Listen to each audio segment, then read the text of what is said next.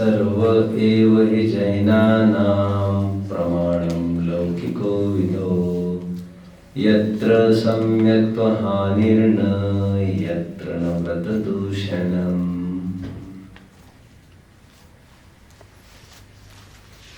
मोक्षार्थियों,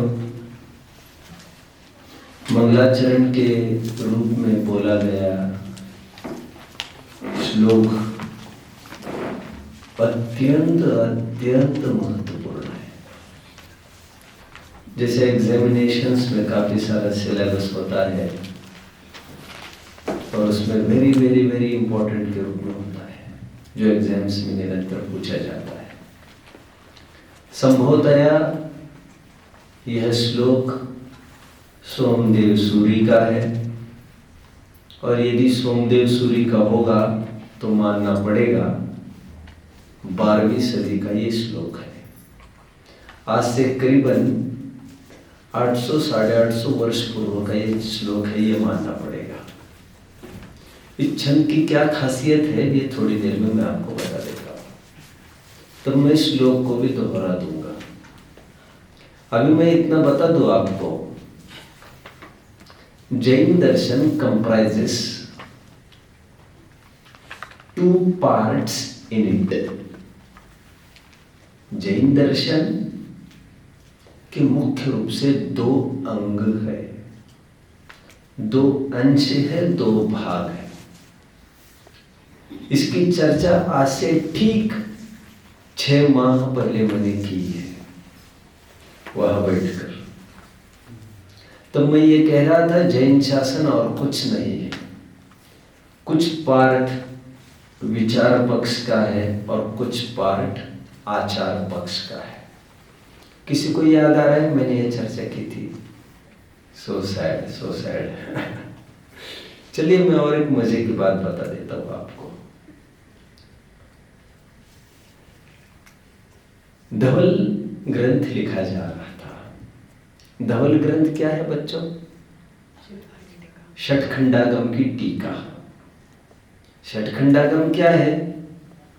सबसे पहले लिखा हुआ हमारा जैन ग्रंथ, उस पर लिखी हुई टीका धवल।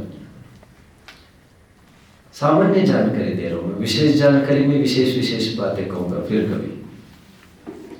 धवल के रचयिता वीरसेन है, वीरसेन आचार्य 8वीं 9वीं सदी में हुए।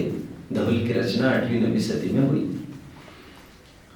जब वे ग्रंथ लिख रहे थे, टीका लिख रहे थे धवल की, तो टीका लिखते लिखते शंखाकार बीच में बोल पड़ा, आचार्य देव यह बात तो आप अभी अभी बता गए, आपने फिर से यह बात बताई, पुनरुक्ति दोष हो गया, पिष्ट पेशन हो गया, you are repeating the same thing again. आप उसी चीज को दोहरा रहे हो जिस चीज को आप बोल चुके हो। मुझे जहां तक याद आता है आपने 10 दिन पहले यही बात कही थी, आज फिर दोहरा रहे हो उसको, इसमें दोष आएगा। तो आचार्य देव ने बहुत अच्छा समाधान दिया, नहीं वम दोष नहीं आता है। विस्मरणशील श्रोता, बहुत सुंदर उदाहरण दिया बच्चा। पंचम काल का श्रोता विस्मरणशील है, उसको कुछ भी याद नहीं रहता, और याद रहती होगी दुनिया की पंचायती, लेकिन धर्म के मामले में उसको कुछ भी याद नहीं रहता। क्या बताए वो तो 10 बार बताना पड़ता है, फिर वही का वही आंखें बड़ी बड़ी करके देखता रहता है। विस्मरणशील श्रोता, इसलिए बारंबार उस कथनों को दोहराते जाओ तब भी उसमें दोष नहीं होता। वो चीज मुझे याद आज याद आ गई। मौका देखकर मैं और एक बात कहता हूं आगे। अच्छा है हमें कोई चीज झट से याद नहीं होती, अच्छा है। अच्छा इसलिए है क्योंकि झट से याद होती तो हम तो इस भ्रम में रहते, हमें तो सब आता है, वो ज्यादा देर तक टिकती ही नहीं। इसलिए फिर से वो बात आने पर फिर से अपूर्वता भाषित होती है और फिर इंटरेस्ट क्रिएट होता है। कितने जन मेरी बात को समझ रहे हैं? ठीक है। पूर्व में हुई चर्चा को दोहराने में न्याय के ग्रंथों में दोष बताया गया है। दोष, अपूर्व चर्चा होनी चाहिए। उस अपूर्व चर्चा को ही सम्यक ज्ञान कहा है। अपूर्व चर्चा से होने वाला अपूर्व ज्ञान को ही सम्यक ज्ञान कहा है। खैर, मैंने अभी इतना सिद्ध करने की कोशिश की कि भूलने के भी अपने अपने लाभ है। और एक बात याद आती है, उसको भी बता देता हूं मैं। अनायास डॉक्टर साहब की याद मैंने पूर्व कक्षा में की थी। डॉक्टर साहब किसको कह रहा हूं मैं, समझ में आता है बच्चों आपको? हुकुम चंजे बहादुर को। वे अपने जीवन के मनोगत में एक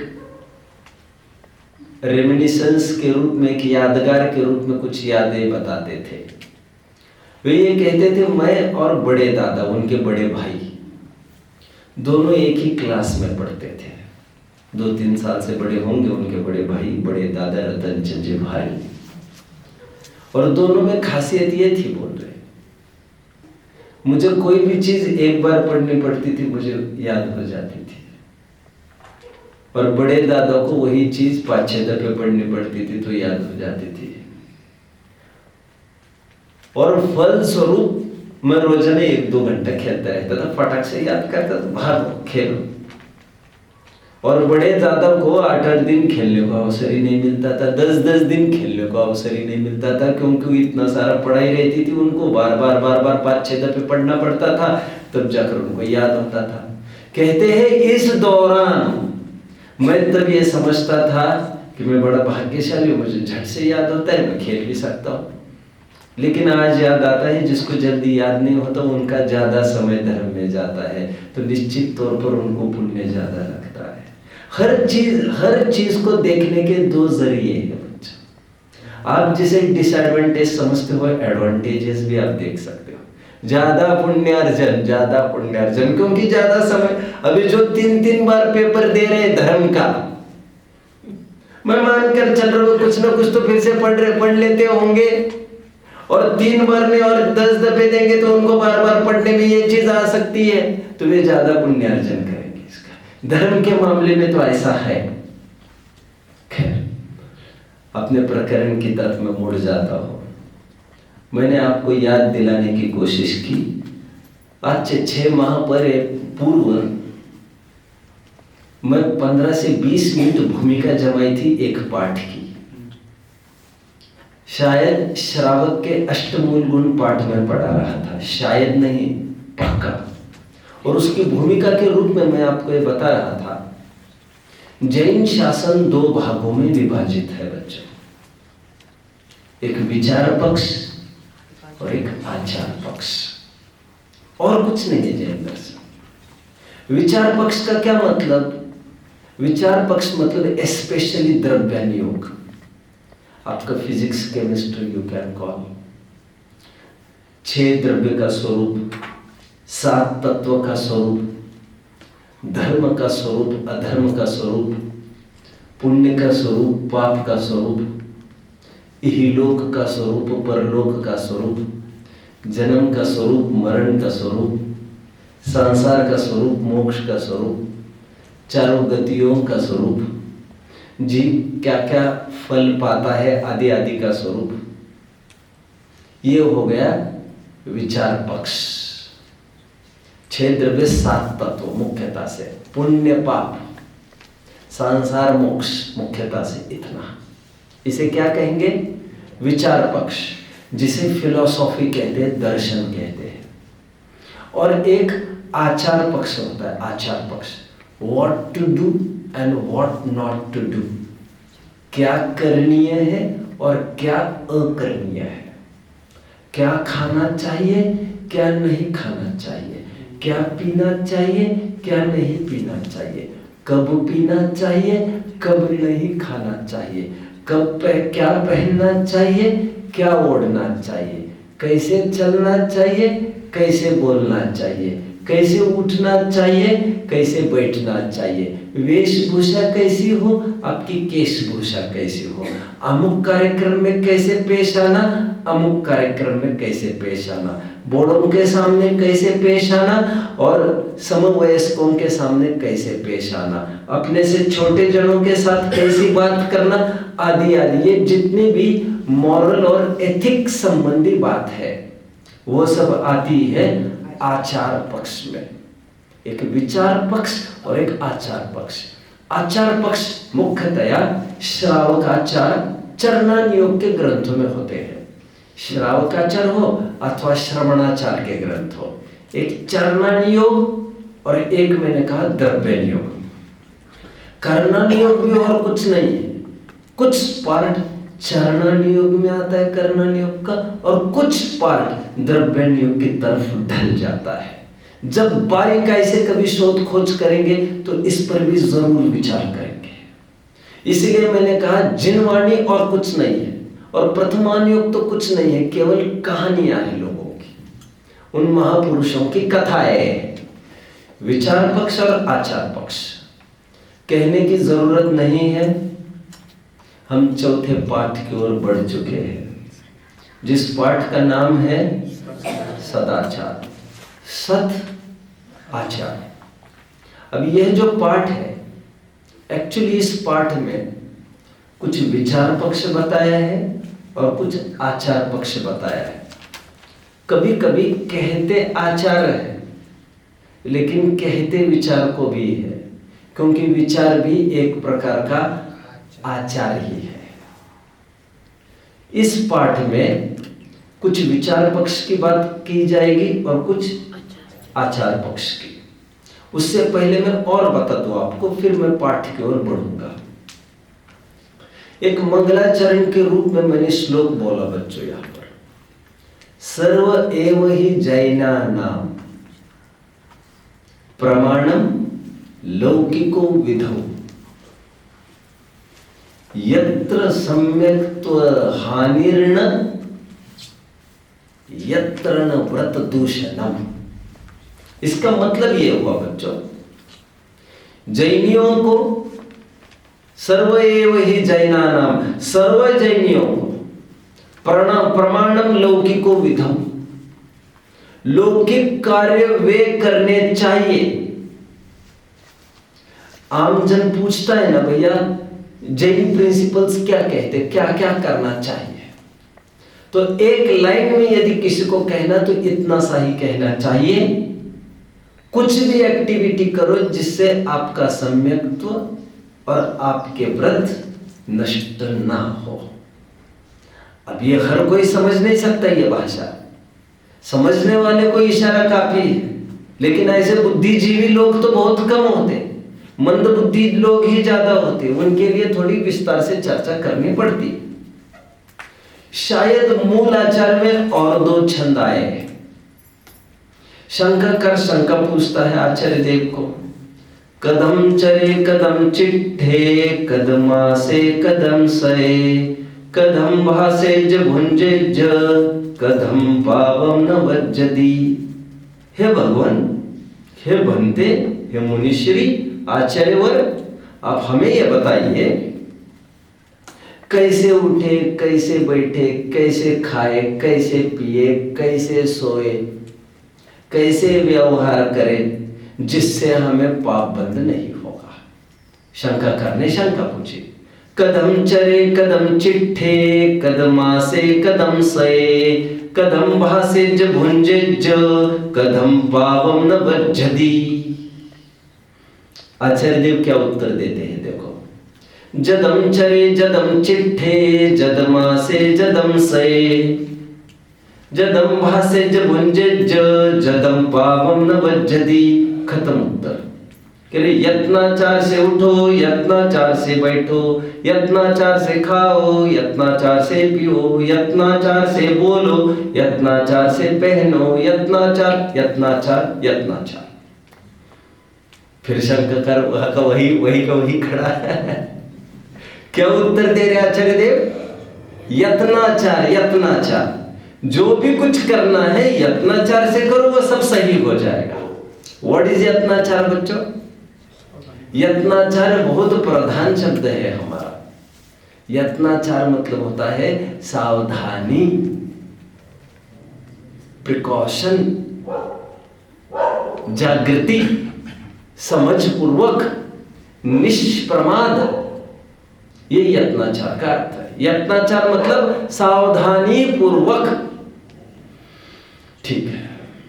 लेकिन फिर भी इससे कोई बहुत गुत्थियां सुलझती नहीं है, तो आचार्य देव ने जरूरी समझा थोड़ी इसकी पहल करे, थोड़ा अलग अलग करके दिखाए।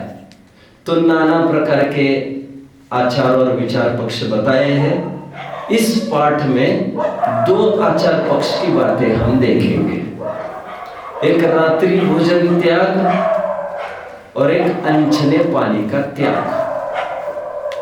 मैंने ये सोचा है कि मैं इन विषयों को नहीं लूंगा अभी, मुझे थोड़ा अवसर आप देते हैं तो मैं इसे संस्कार कक्षाओं के तहत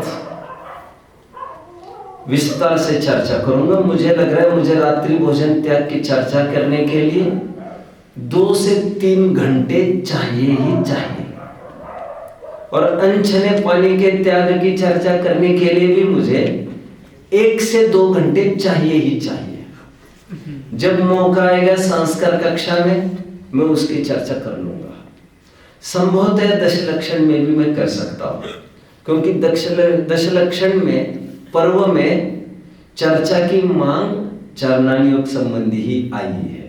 तो फिर से वही विषय आपको रिपीट ना हो, इसलिए 2 विषय वी आर ड्रॉपिंग आउट, रात्रि भोजन त्याग का और अनछने पानी त्याग का। बहुत जल्द 1-8 महीने के अंदर हम उन दोनों की चर्चा वहां पर कर लेंगे। We are left with only 1 topic. हमें केवल एक चीज पर चर्चा करनी है, मतलब आज का ही केवल पीरियड हमारे पास है सदाचार पाठ के लिए। कल सुबह फिर हम 5वें पाठ की ओर बढ़ जाएंगे। आज सदाचार पाठ में से विचार पक्ष पर एक बात करनी है आज, जो इसमें कहानी। हमें क्रोध, मान, माया, लोभ नहीं करना चाहिए। हमें हठ, जिद नहीं करनी चाहिए। इसकी शिक्षाप्रद एक कथा है। विचार पक्ष में इतना ही है, उसकी चर्चा हम आज किए देते हैं। एक कहानी आप सबने ही सुनी होगी जो इसमें है, और मैं समझता हूं थोड़े टाइम पहले इसकी एक वीडियो पिक्चर भी बना है इस पर। गुड्डू एक लड्डू को खाकर लगा रोने कोने में जाकर। कितने जन ने सुनी है ये कथा? Very good, very good. अवसर मिलेगा तो आपको दिखाई जाएगी। मुझे पता नहीं वो कहाँ कैसे मिलेगी, मैंने सालों पहले उसको देखा था, 1-8 मिनट के भी आते जाते देखा था। गुड्डू नाम का एक लड़का है। ये सब काल्पनिक पात्र है बच्चों। और एक बीच में बात, कथा चालू करने के पूर्व, कथाएं तो बहाना होती है, कथाओं का जरूरी नहीं है वे घटित हो ही हो। बहुत सारी कथाएं काल्पनिक भी हुआ करती है। पंचतंत्र जानते हो आप? पंचतंत्र कितने जन ने सुना है? पंचतंत्र पंडित विष्णु शर्मा द्वारा लिखित ये पुस्तक है। अमर शक्ति नाम के एक राजा हुए हैं।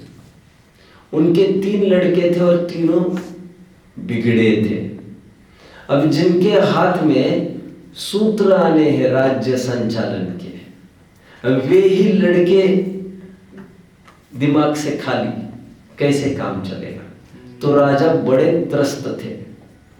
राजा ने अनेक उपाय किए बच्चों को शिक्षा देने के, लेकिन वो बच्चों को कुछ बात जमी नहीं। तो अंततोगत्वा उन्होंने सोचा क्या उपाय किया जाए। तो उन्होंने विष्णु शर्मा जी को यह कहा कि आप मेरे लिए एक काम कर लीजिए, मेरे बच्चों को आप कैसे शिक्षा दे सकते बताइए। तो उनके लिए पंचतंत्र की कथाएं लिखी गई, जिसमें उनको सफलता मिली और उनके तीनों पुत्र प्रबुद्ध हो गए, ऐसा सुनने में आता है। यह कथाएं किसकी है? यह कथाएं पशु पक्षियों की है। सब पंचतंत्र की कथाएं कही जा रही है पशु पक्षियों की। लेकिन लगाना उसको किस पर है? मनुष्यों पर, मनुष्यों पर। मराठी में कहावत है, आप लोगों ने सुनी होगी, बराबर, राइट, रिलेवेंट रिलेवेंट। लेकी बोले सुने लागे। कितने जन ने सुनी है ये? नहीं सुनी आप लोगों ने? ये सुभाषित, नीति वाक्य, कहावतें हमारी भाषा का प्राण हुआ करता है, प्राण, जिसमें थोड़ा बोल के बहुत कुछ समाहित हो जाता है। उसमें कहना किसी और को है, लेकिन किसी और का बहाने करके कहना, ये शैली बड़ी कारगर हो जाती है। उसी तर्ज पर यहाँ पर एक गुड्डू नाम का पात्र लिया जा रहा है, लेकिन बात किसी गुड्डू फुड्डू की नहीं है, यह आम आदमी की ये बात है, ये मानकर आपको चलना चाहिए। गुड्डू नाम का एक बालक था, हठीला था, आपको जल्दी ही समझ में आ जाएगा। उसकी माँ ने एक दिन काफी सारे लड्डू बनाए, बच्चे भी काफी सारे थे घर में, मेहमान भी आए थे, और सबको लड्डू ऑफर किया, सभी बच्चों ने खा लिया। लेकिन गुड्डू नाम का जो लड़का था, उसे ये सौदा मंजूर नहीं था। उसको जो लड्डू मिला था, उसको लड्डू छोटा दिखा और वो जोर जोर से रोने लगे, जिद करने लगे, मुझे तो बड़ा लड्डू चाहिए, मुझे तो बड़ा लड्डू चाहिए। कहानी कभी सुनी है? कहानी सुनी नहीं है आपने? कहानी समझ में तो आ रही होगी, परीक्षा में पूरी लिख सकोगे? कितने मार्क के लिए दी जाए? कितने मार्क्स के लिए दी जाए? 100। यही कहानी लिखोगे क्या?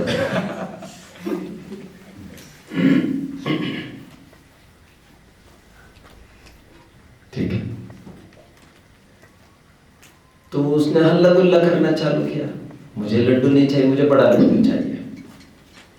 बड़ा लड्डू भी दिया जाता, ये मैं नहीं कह रहा हूं, अभी मैं तो इतना ही कह रहा हूं, लेकिन तब तक एक भी लड्डू बचा नहीं था, क्योंकि जितने भी लड्डू थे वे सब पेट में चले गए थे। जितने भाई बंद थे गप कर गए थे सभी, केवल एक लड़का बचा था और एक लड्डू बचा था उसके सामने, और वो जिद पर अड़ गए कि मुझे जो लड्डू मिला है बड़ा छोटा मिला है, कोई ऐसे छोटे लड्डू में काम नहीं, बड़ा मिले तो खाओ भाई। और फिर बड़ा जिद करने लग गए वो, ये मुझे ये, और फिर ये भी नहीं खाऊंगा मैं, मुझे बड़ा ही चाहिए था, मुझे बड़ा ही चाहिए था, बड़ा ही चाहिए था। अब भले ही माँ ने ये कहा कि अभी तुरंत कैसे दूसरे लड्डू बनाए, मैं बनाऊंगी तो तुम्हें ज्यादा दे दूंगी, लेकिन मुझे अब भी चाहिए, मुझे अब भी चाहिए, जिद तो उसे कहते हैं। और फिर उस जिद्दी गुड्डू ने क्या किया, गुस्से से आकर, जैसे मैंने कहा क्रोध मान मायालोभ सभी कषाय थी, उसमें गुस्सा भी आता था उसे, तो गुस्से में आकर दरवाजे के पीछे जाकर छिप गया, बड़ा मिले तो खाओ हुआ है। और कोने में एक बिच्छू आया और बिच्छू ने उसको डंक मारा, और फिर तो आया, फिर लड्डू तो एक तरफ रह गया, लड्डू को कौन पूछता है? फिर तो मुश्किल पड़ गई बेचारे की, तो उसको उसकी सजा मिल गई। ऐसी एक कहानी आपके सदाचार नाम के पाठ में है, जो ये कहती है हमें कभी भी जिद नहीं करना चाहिए, जो भी हमारे पास है उसमें हमें संतुष्ट रहना चाहिए। कथा इतनी सी, कथा खत्म, एक था राजा, खत्म, कहानी खत्म भी हो गई। अब इसमें क्या बोध लेना है, उस बोध की हम बात करते हैं बच्चों। गुड्डू और कुछ नहीं है यहाँ पर, हम तुम जैसे लोग हैं यहाँ पर। और लड्डू का तात्पर्य मैं थोड़ा सा और एक बात बता दूं, ऐसा नहीं है कि उसे लड्डू छोटा मिला था, भला माँ सभी बच्चे अपने उसको एक शरीक के लिए वो छोटा बड़ा क्यों करने लग गए, लेकिन लड्डू उसे छोटा दिख रहा है, लड्डू छोटा है नहीं। इसका मतलब ये हुआ लड्डू में कुछ करने की जरूरत नहीं थी, करने की जरूरत उसकी सोच में थी।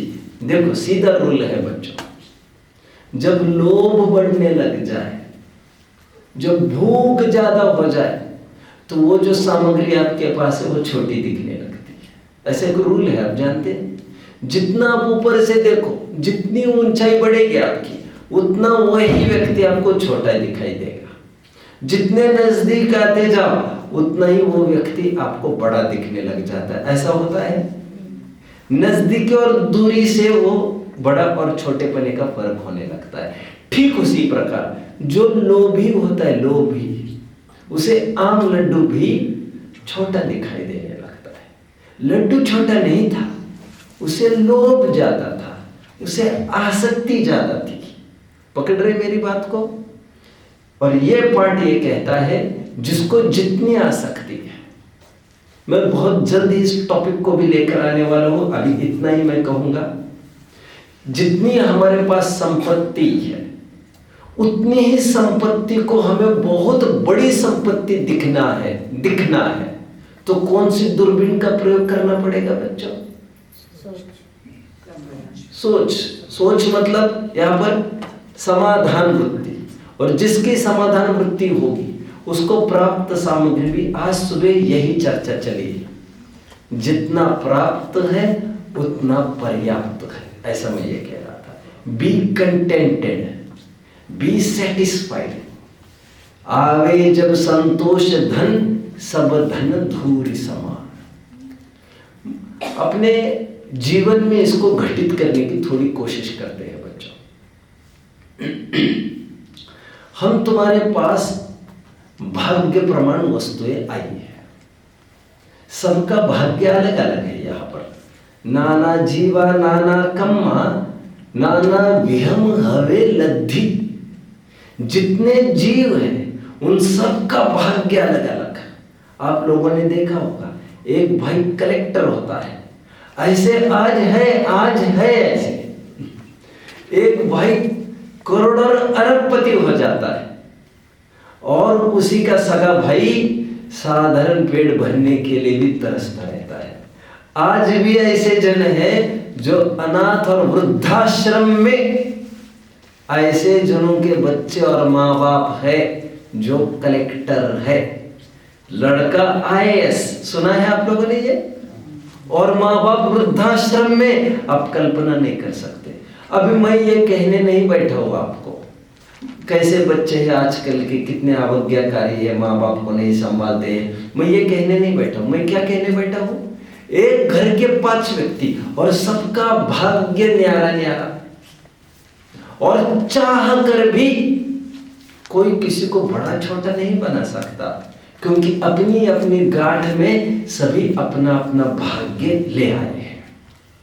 एक राजा था बच्चों। एक राजा के पास उसका बहुत पुराने जमाने का एक दोस्त आया। दोस्त पर बहुत आपत्तियां पड़ी थी, बहुत गरीबी आ गई थी। आप यूं समझिए ना, कृष्ण और सुदामा जैसी कोई बात हो गई थी। और बहुत मनाने पर, पत्नी के बहुत मनाने पर, यह आदमी आज आया था उसके पुराने दोस्त के पास, जो आज राजा बन गया था। जैसे राजा को पता चला वो मित्र आए, उन्होंने कहा बुलाओ तो जरा, बुलाओ जल्दी जल्दी बुलाओ। उन्होंने कहा भोजन करोगे? अरे छोड़ो इन बातों को यार, मेरी स्थिति ठीक नहीं है। बोले स्थिति ठीक नहीं है, क्या प्रॉब्लम है तुम्हें? तो उन्होंने कहा ऐसे ऐसी प्रॉब्लम है मेरे में। ठीक है कह रहे, डोंट वरी, मैं हूं। कह रहे सुनो, मंत्री को बुलाया, इसको 100 बकरी दे दो। उस दोस्त ने ये सोचा क्या कर रहा है ये राजा, 100 बकरी का मैं क्या करूंगा? ठीक है, you will have to manage with this 100 goats। ठीक है, 100 बकरी लेकर वो घर पर चला गया। फिर 2 महीने के बाद फिर से अपन मिलेंगे, बोले ठीक है। 2 महीने के बाद वो फिर से लौट कर आया, और फिर से लौट कर आया, और फिर ये बोला, फिर पूछा उसको क्या बात है, कैसा चल रहा है? हाँ ठीक है। बोले कह रहे हाँ ठीक है मतलब क्या, बकरी कितनी है तुम्हारे पास? तो उसने कहा बकरी तो मेरे पास केवल 25 है, 75 बेच खाया था।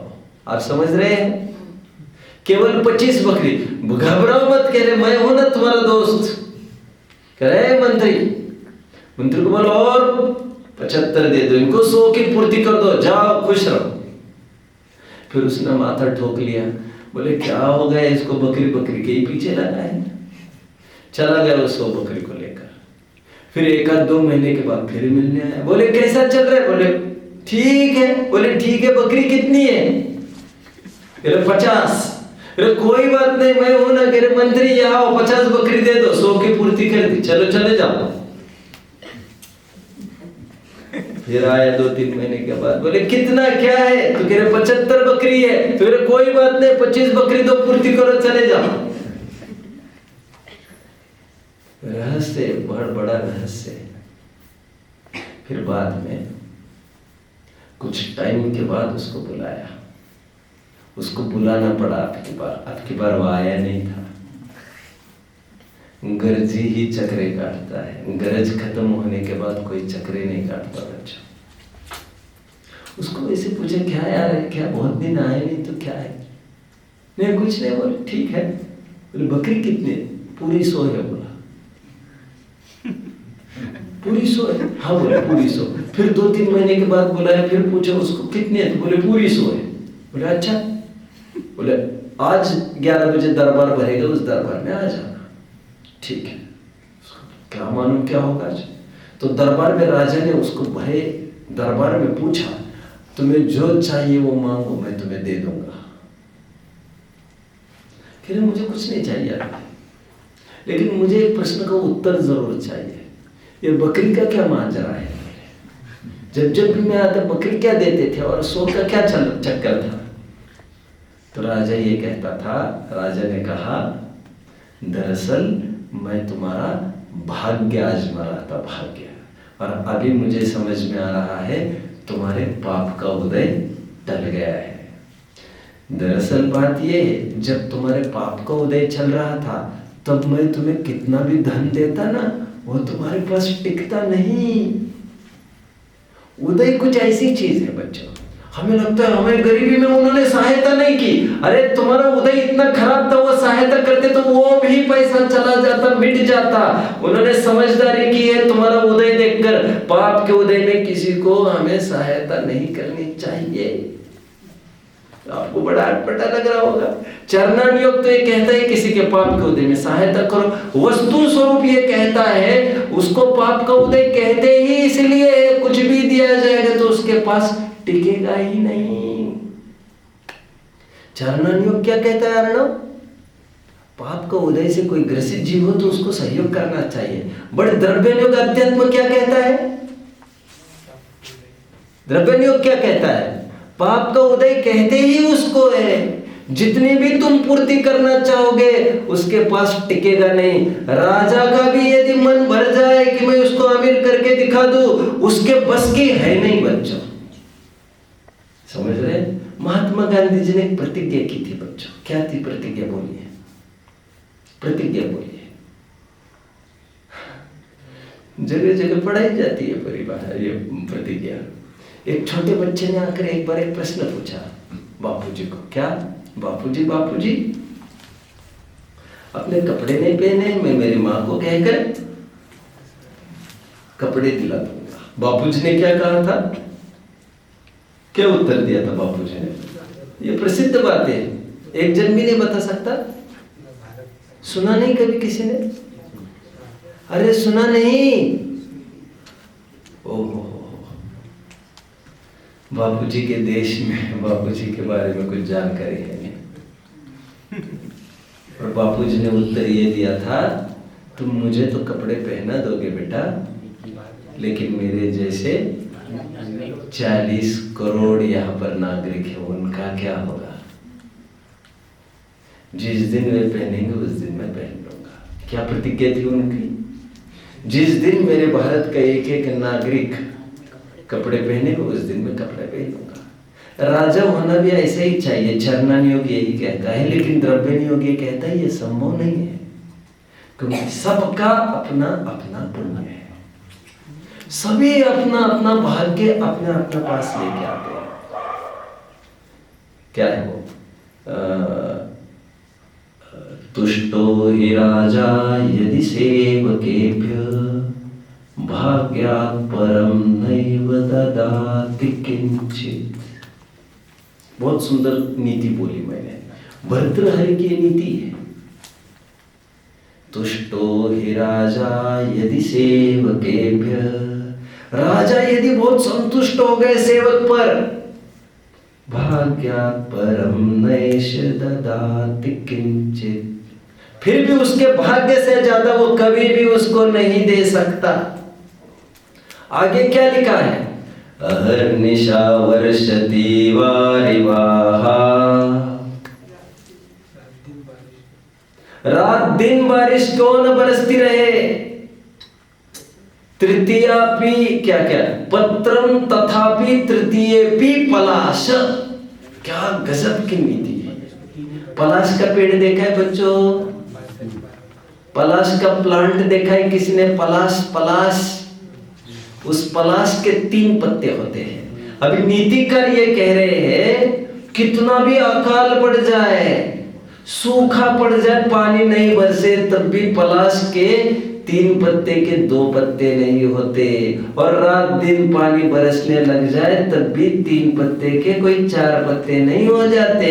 वो अपना अपना भाग्य लेकर आया है, बरसात का इसको कुछ लेना देना नहीं है।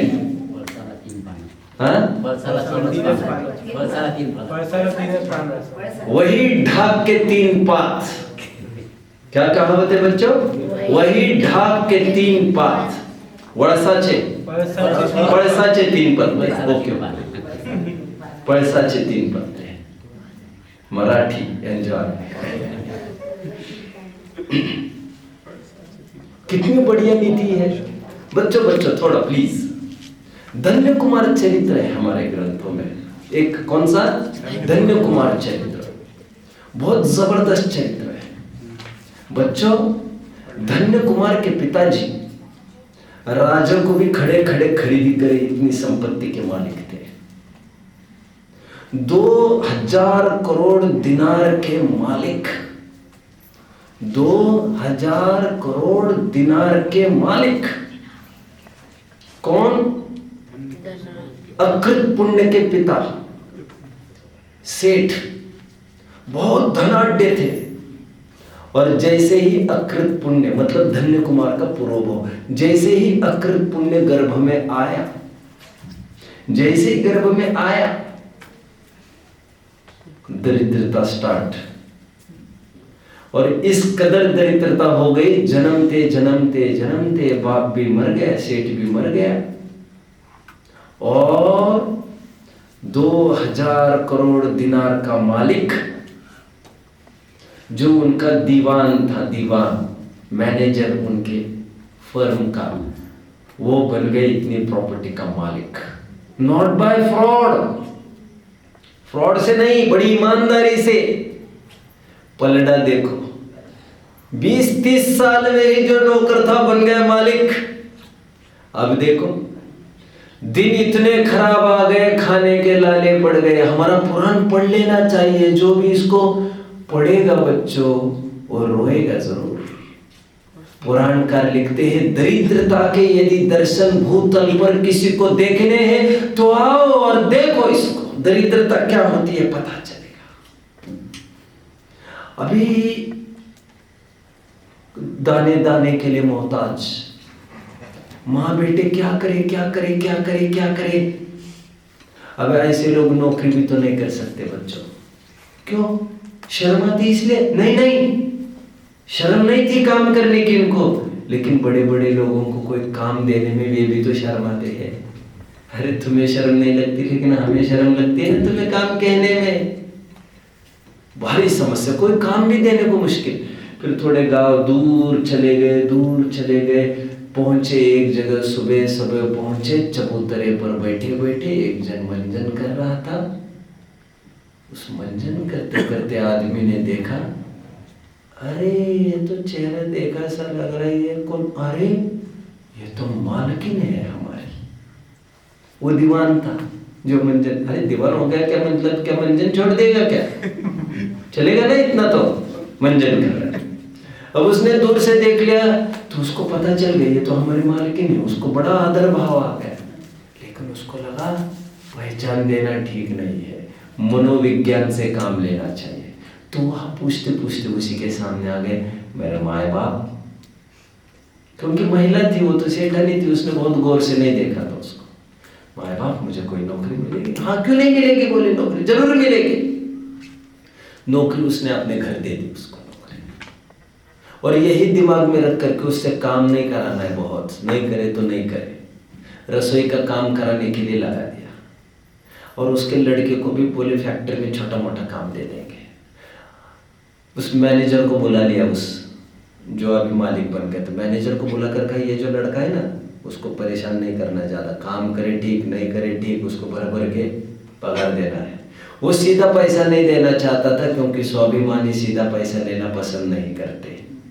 स्वाभिमान की उनकी रक्षा करने के लिए उनको काम दिया, जैसा भी हम दिखाएंगे। अब देखो वहां का एक मैं चित्रण कर रहा हूं, एक प्रसंग का।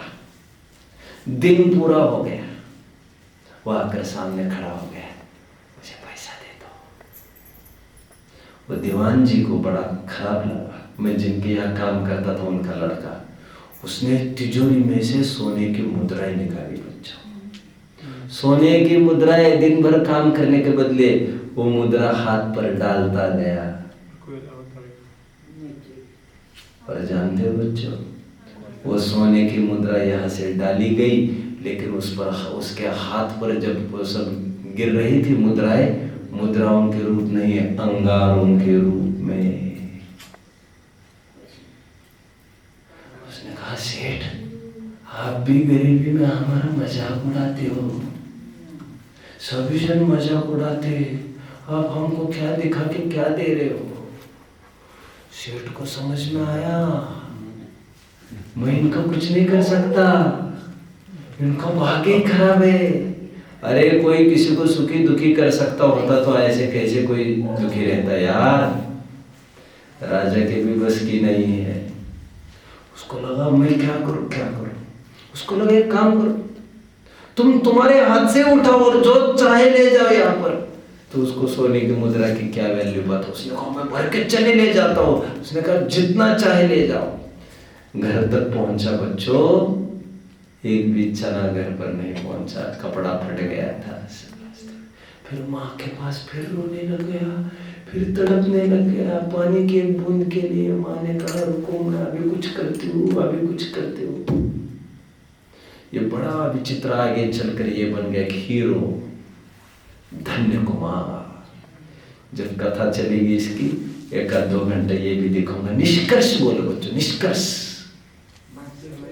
भाग्य से बढ़कर कोई किसी को कुछ निहाल कर सकता है, ये गलत धारणा, गलत।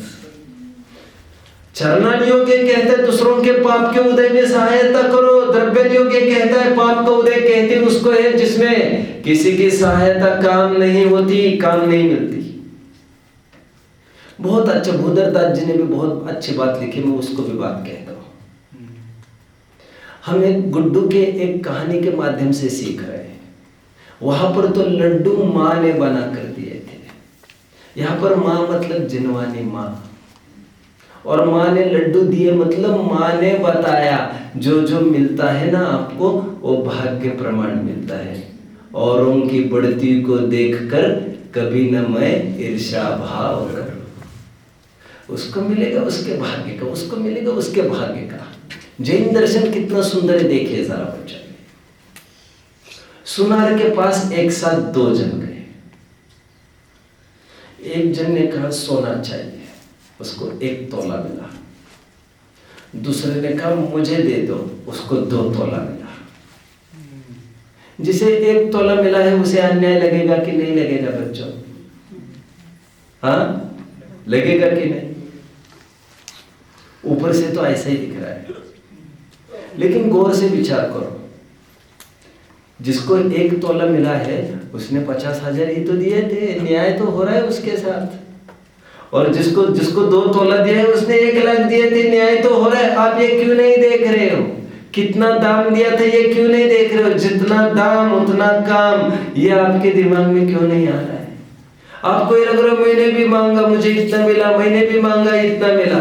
यहाँ पर तो प्रत्यक्ष रूप से हम 50,000 लाख रुपए दे रहे हैं, बट यहाँ पर भी प्रत्येक समय में हम कुछ दे रहे हैं। वो अनसीन करेंसी की मैं बात कर रहा हूँ, and that invisible currency is our पुण्य। कितने जन समझ रहे हैं? हर एक चीज का हम दाम अदा कर रहे हैं। हमारे स्कूल में बहुत गजब की प्रार्थना बोली जाती थी बच्चों, मराठी में। मैंने खूब आनंद लिया है। मराठी भाषा पर भी मेरी अच्छी पकड़ थी, सभी भाषाओं पर अच्छी पकड़ थी मेरी। मैं तो बहुत पढ़ाकू जीव था। स्कूली जीवन मतलब बहुत बढ़िया लाइफ। मैं जानता हूँ ज्योग्राफी बोरिंग है, मैं लैंग्वेजेस की बात कर रहा हूँ, लैंग्वेजेस की। बहुत मजा लेना चाहिए आपको लैंग्वेजेस का। साहित्य मतलब अपने अपने अनुभवों को उंडेला जाता है। साहित्यिक अपने अनुभवों को, जीवन के अनुभवों को उंडेलते हैं। 2-3 पन्नों में पूरे 20-30 साल के जीवन को उंडेल कर रख देते हैं। स्कूल में प्रार्थना चलती थी, मराठी की प्रार्थना चालू थी, उसमें एक लाइन आती थी, या जगात फुकट काहीच मिळत नाही। हमारा जैन दर्शन ये कहता है, यहाँ पर फ्री में कुछ नहीं मिलता बच्चों, फ्री में कुछ नहीं मिलता। आपको लग रहा होगा यहाँ पर संस्थान हमारे लिए कितना खर्चा करती है, फ्री की व्यवस्था करती है, लेकिन बच्चों इसमें सबका अपना अपना निजी पुण्य है, पुण्य। समझ रहे बच्चों? सबका अपना अपना पुण्य है। अनसीन करेंसी, क्या कह रहा हूं मैं उसको? Invisible currency. मैं उस चलन की बात कर रहा हूं जो आंखों से चलन तो समझते हो ना बच्चों? वो करेंसी आंखों से नहीं दिखती, और प्रत्येक समय में मैंने कहा यहाँ हो तो मैंने उतना पैसा खर्च किया है। पैसा मतलब वो पुण्य खर्च किया है। प्रति पल हम जो भोग रहे हैं ना, वो निरंतर मीटर चल रहा है, खाते में से जा रहा है। कितने जन समझ रहे हो? इसलिए फ्री का कुछ नहीं मिलता। हमें लगता है उसकी जेब का हमारे जेब में आ जाए तो अच्छा हो जाएगा। अच्छा कुछ नहीं होता, इसके बदले में तुम्हारा पुण्य खर्च हुआ है, ये तुम्हें दिख नहीं रहा है। किसी का भी किसी को मिलने की कोई गुंजाइश इस प्रकृति में नहीं है। और गुड्डू ये चाहता है मुझे ज्यादा मिले, और पुण्य उसके गांठ का कम है। बोलो कैसे सिद्धि होगी इसकी? सुनार की तरफ चलते हैं। वो रोने लग गए पहला आदमी और कहने लगे, मेरे साथ नाइंसाफ हो रहा है, अन्याय हो रहा है। प्रकृति में कभी भी अन्याय नहीं होता। कुदरत के कंप्यूटर में कभी भी भूल नहीं होती। ये कोई मैनुअल वर्क नहीं चलता, यहाँ पर लोकोत्तर कानून चलता है। जो आपका लेखा जोखा है, उस लेखे जोखे के हीनादिक रूप से कुछ भी नहीं होता यहाँ पर। जब तक तेरे पुण्य का बीता नहीं करार, अवगुण तेरे माफ है चाहे करो 1000। सबका अपना अपना खाता है, खाता। जो जैसा भाव करता वैसा फल पाता। सबका अपना खाता है, खाता। समझ रहे हो? इस दुकान को कोई समझने में समर्थ यदि होगा तो वो समझ जाएगा मैं छल फरेबी नहीं कर सकता। जो मेरे भाग्य में है उससे ज्यादा मैं नहीं मांगूंगा। जितना है उतना बस है, मुझे पर्याप्त है। तैयारी इसकी भी रखो, जो आज मेरे हाथ में है वो कल छीना जाएगा, वो भी कल चला जाएगा। जाने के लिए ही आया है। मेरे पास एक दादाजी थे, और वो दादाजी ऐसे आ गए, देखो ना पंडित जी ये क्या हो गया भैया जी, हमारा हाथ टूट गया। मैंने कहा दादाजी अच्छे थे, बड़े अच्छे थे दादाजी, पुजारी जी, जहाँ पर मैं कन्यादान में रहता था, बड़े योग्य जीव थे, बड़े भले जीव थे। 85 साल 80-85 साल की उम्र तक भी पहली बेंच पर बैठते थे, नोट्स बनाते थे, बहुत बढ़िया जीव थे। Old is gold. मैंने दादाजी को कहा, दादाजी आप मेरे से ये उम्मीद ना करें कि मैं आपको थोड़ी सांत्वना दे दूंगा और ये कह दूंगा अच्छा हो जाएगा। दादाजी थोड़ा सा धैर्य रखें। मैंने दादाजी को कहा, दादाजी अभी एक ही हाथ टूटा है, दूसरे हाथ टूटने की तैयारी रखो, राह देखो नहीं। तैयारी रखो, अभी ये तो होगा। क्या है वो? चरखा चलता नाही रे, चरखा हुआ पुराना रे। अब एक एक अवसर, एक एक पुर्जा यही तो होगा, और क्या होगा? हम क्यों अनधिकृत अपेक्षा कर रहे हैं? जो होना होता है वो वही होता है। आगे बढ़ते हैं। भूदरदास जी का एक बहुत सुंदर छंद मैं यहां से गाकर दिखाऊंगा। फिर से ये भूदर शतक का है। दोनों सहेलियां आपस में बात कर रही है। बच्चों, कहे एक सखी स्यानी सुनरी सुबुद्धि रानी। कितने जन अर्थ समझ रहे हैं? अर्थ कितने जन समझ रहे? कितने जन कोशिश कर रहे समझने की? कहे एक सखी स्यानी सुनरी सुबुद्धि रानी। समझ रहे हैं? तेरो पति दुखी देख लागे और आर है। तुम्हारा पति बड़ा दुखी दिखता है। एक सहेली ने आकर दूसरी सुबुद्धि रूपी सहेली को कहा, तुम्हारा पति आजकल बहुत दुखी दिखता है, मैटर क्या है, माजरा क्या है? महा अपराधी एक पुगल है 6 माही। सुबुद्धि रानी को क्या कह रही, तुम्हारा पति बड़ा दुखी दिख रहा है आजकल, मुझे तो यही दिख रहा है ये 6 द्रव्य में पुद्गल ही अपराधी है। समझ रहे? अभी पुद्गल अपराधी मतलब क्या कहना चाहते हैं? ये पाप कर्म के उदय से ही वो कर्म ही तुम्हारे पति को दुखी कर रहा है। समझ रहे हैं? सोई दुख देत दिसे नाना प्रकार है। कहत सुबुद्धि आली कहा दोष पुगल को। बहुत सुंदर। वो सुबुद्धि रानी ये कह रही है, कहत सुबुद्धि आली कहा दोष पुगल को, अपनी ही भूल लाल होत आप ख्वार है। अपनी ही भूल से दुखी हो रहे हमारे पति, तो इसमें किसी पुद्गल का दोष नहीं। अंतिम 2 लाइन देखिए। खोटो दाम आपनो सराफे कहा लगे वीर, काहू को न दोष मेरो भोंदू भर तार है। कितने जन समझ रहे बात को? आगे, खोटो दाम आपनो सराफे कहा लगे वीर। सराफ के साथ कोई झगड़ा कर रहा था, तुमने मुझे दिया नहीं, उसको तो दिया, तुमने मुझे दिया नहीं। ये तीसरा कस्टमर घुस गया था। कह रहे उनको 1 तोला, मुझे 2 तोला, मुझे कुछ नहीं दिया जा रहा है, मुझे कुछ नहीं दिया जा रहा है। उनको भी दिया, इनको भी दिया और मुझे ही नहीं दिया जा रहा। अरे लाला, तुमने जो हाथ में सिक्का लाया है वो खोटा सिक्का लाया है, उससे कुछ नहीं मिलता है। दोष काय को सुनार को मरना, हमारी करेंसी गलत है। समझे बच्चों? मेरा लड्डू छोटा भाई बड़ा मिले तो खाओ भाई, यहां से भी जाएगा वहां से भी जाएगा। सबको भाग्य प्रमाण मिलता है और उसी में संतुष्ट रहना है।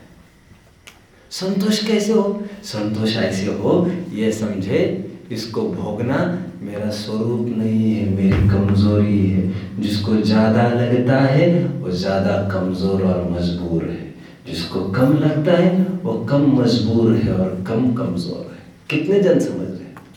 मजबूती का, अमीरी का बड़ा रिलेशन गजब का है हमारा। जितने कम आवश्यकता पड़ी धन की, उतना बड़ा अमीर। क्या कहा मैंने बच्चों?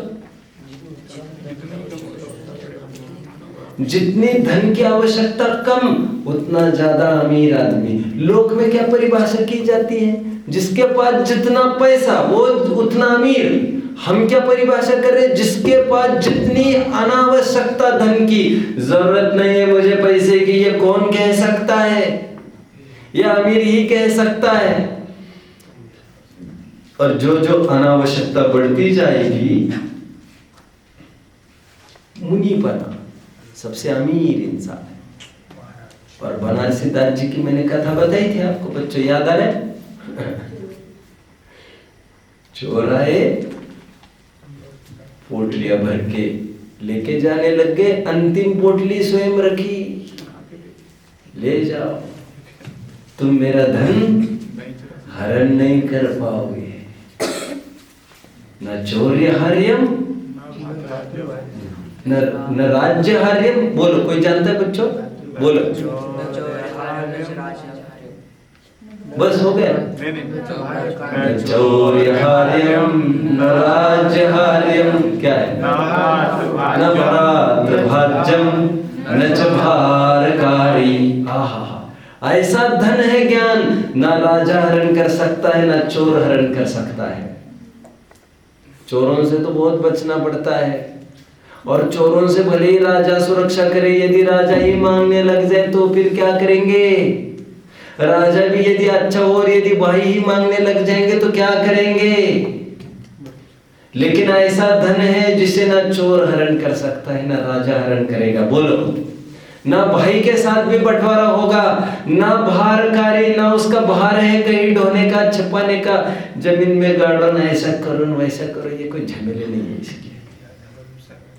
वे धनम ज्ञान, क्या? वे कृते वर्धत एव नित्यम, वे कृते वर्धत। ये ऐसा धन है जितना खर्च करो उतना बढ़ता जाता है। एव नित्यम ज्ञान धनम सर्वधनम प्रधानम। जितना भी लड्डू हमारे पास है, उसी लड्डू को बड़ा लड्डू देखने की कला में दिखा रहा हूं बच्चों। एक दूरबीन होती है, दूरबीन दो प्रकार की है, एक कॉनकेव लेंस और एक कॉन्वेक्स लेंस। मुझे प्रामाणिक नहीं मानना साइंस की पढ़ाई में, मैं चूक भी सकता हूँ और बहुत करके चूकूंगा भी मैं। एक मायोपिक विजन होता है। क्या होता है बच्चों? एक फार साइटेडनेस है और एक शॉर्ट साइटेडनेस है, दो प्रकार के। गांधी जी के पास एक बार विनोबा भावे आए और उन्होंने कुछ बात करी। गांधी जी ने उनको बहुत अच्छा उत्तर देते हुए ये कहा, देखो, जब मैं दूसरों के दुर्गुणों को देखता हूँ तब मैं उस दूरबीन का प्रयोग करता हूँ। उसको कौन सी दूरबीन कहना चाहिए? जिसमें बड़ी चीज भी छोटी दिखे, और जब दूसरों के गुण देखने हैं तो छोटे गुण भी बड़े दिखे। आपने देखे होंगे मेले में जतरा कहते ना, जतरा कभी गए हो? जतरा पागल जैसे भीड़ के हिस्सा यहाँ वहाँ डोलते रहते। क्या देखा है मेले में बच्चों? वहां पर अलग अलग प्रकार के दर्पण होते, देखा है? एक दर्पण के सामने जाओ, मैं इतना और इतना दिखने लग जाता, एक में मैं इतना और मैं इतना देखने लग जाता, एक में इतना, ऐसा होता है ना बच्चों। कमाल उतनी ही वस्तु को देखने का कमाल। हमारे पास इतनी ही संपत्ति है और इतनी संपत्ति हमें ज्यादा कैसे दिखे, ये आर्ट आपको बताया जा रहा है। ज्यादा पैसा घर में कैसे आए, इसके बजाय एक नई कला आपको दिखाई जा रही है। ये जादू है, जादू, मैजिक ऑफ स्यादवाद। जितना धन संपत्ति है आपके पास, ये कोई वैसे क्या कहते हैं उसको, ब्लैक मैजिक होता है, जानते क्या कहते हैं उसको? ब्लैक मैजिक जानते? ब्लैक मैजिक ना, उसमें ये देखो, अभी यहाँ पर देखते जाओ संवेद में क्या कर रहा हूँ, देख रहे हो? यहाँ पर देख रहे हो बच्चे? देख रहे हो? चश्मा खोलो तो अच्छे से दिखेगा। चश्मा खोलो, हाँ चश्मा ये भी खोल लो, फिर क्या दिखेगा तुमको यार? पक्का काले मैजिक में आ गए। हाथ चलाके का धंधा होता है, जानते हैं बच्चों?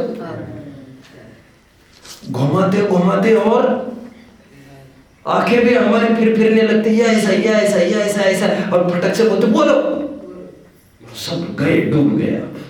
जुए में ऐसे तो होता है, कुछ पत्ता दिखाते और हमें लगता है बड़ा सरल है, 5,000 मिल जाएंगे, 5,000 मिल जाएंगे। पंगु होकर चलो बच्चे, घर पर चलो। ने कुछ किया है, इन्होंने कुछ किया है। मैजिक बच्चों, this is not black magic, this is magic of स्यादवाद। इतनी सी वस्तु, इतनी वस्तु कैसे दिखने लग जाएगी? That is an art. समझ रहे हैं? ये देखने की कला आपके पास होना चाहिए। लड्डू दरअसल माँ ने उसको जो दिया था वो कोई छोटा नहीं दिया था, लेकिन उसके लोभी प्रवृत्ति के कारण उसको वो छोटा दिखता था। जिसको इतनी भूख ही नहीं, उसको लोगों को इतना लड्डू कब खाऊंगा मैं। ऐसा हो सकता है? बीमार आदमी के सामने उतना ही रखो तो कैसा लगेगा? मैं नहीं जाएगा, इसको उठा लो उठा लो। ऐसा होता है कि नहीं? भोजन ज्यादा कम नहीं होता है, हमारी रुचि अरुचि तय करेगी। जो जितना आसक्त होगा उतना फड़फड़ाएगा, जितना अनासक्त होगा उसको लगेगा ले जाओ यार, तुम हमको गरीब नहीं कर पाओगे। ज्ञान को तक का हाथ देख लेना, तुम हमारा कुछ बिगाड़ नहीं पाओगे। समझ रहे? और बनारसी दास जी ने वो अंतिम पोटली भी रख कर दे दी उनको, फिर भी उनको हरा भरा दिख रहा है। फिर से नहीं आना, जाना है यहां से। और माँ ने क्या कहा उनके? माँ ने क्या कहा चोरों के? जरूर तुमने बनारसी दास जी की ही चोरी की है। अंतिम आदमी को लगा मेरे सिर पर पोटली किसने दी, पोटली किसने दी, सभी आगे निकल गए। मतलब मालिक ने दी, वो बनारसी दास जी का ही घर होगा। दूसरे दिन पोटलियां लौटाने के लिए सभी जन आ गए। नहीं जानते कथा? पोटलियां लौटाने आ गए। बनारसी जी ने क्या कहा? बस भैया बड़ी मुश्किल से पिंड छुटाया, ले जाओ जहां ले जाना ले जाओ, तुम्हें इसकी जरूरत है, मैं इससे क्या करूंगा। वैश्यासम लक्ष्मी अति चंचल, या का कौन पतियारा। आप कुछ भी कहो कि एक कहानी पढ़ लेना बच्चों। कौन से लाल की? क्या गांठ खोल देखी, गजब की कहानी। जीवन भर सराफे का व्यापार करने वाले, रत्नों की परीक्षा करने वाले, मरते समय पूरी सब प्रॉपर्टी बेचकर उसके बदले में एक रत्न लिया। ओहो, और रत्न लिया तो लिया बच्चों, डुप्लीकेट रत्न लिया, कांच का टुकड़ा। जीवन भर पूरे रत्नों की परीक्षा में गया था। लड़के के लिए वो इतनी बड़ी अमानत सौंप कर जा रहा हूं, सोच कर चले गए, और निकला क्या? कांच का टुकड़ा, कांच का टुकड़ा। गांठ खोल देखी नहीं। बहुत गजब की कथा है। और उसको ये बताया गया बच्चों को, बेटे ये तो कांच का टुकड़ा है, कीमती लाल को देखो आपने, कीमती, बड़ी कीमत है इस लाल की। वो लाल कौन सा है? वो ये लाल है जो कभी कंगाल नहीं होता। सबके पल्ले लाल, गांठ खोल देखी नहीं, याते भयो कंगाल। क्या है? सबके पल्ले लाल, लाल बिना कोई नहीं, याते भयो कंगाल, गांठ खोल देखी नहीं। आपको लग रहा होगा ना वो ज्यादा इंटेलिजेंट है मेरे से, ऐसे तो लग रहा है। अरे मैं नहीं सिखाया यार, तुम क्या इतना, तुम भी यार क्यों समझे? ठीक है, कितनी बढ़िया कथा है बच्चों। एक गुड्डू के बहाने हम सबको शिक्षा दी जा रही, जो भी हमारे पास है बस है, खुश रहना सीखो। सदा सुखदास जी का जीवन देखो, सदा सुख कभी प्रसंग बनेगा तो उनकी भी कथा सुना दूंगा, देख लेंगे। ओम नमः। किसी को कोई doubt? Tomorrow we will continue with 5th chapter, गतिया। निज में बताई यह अनंत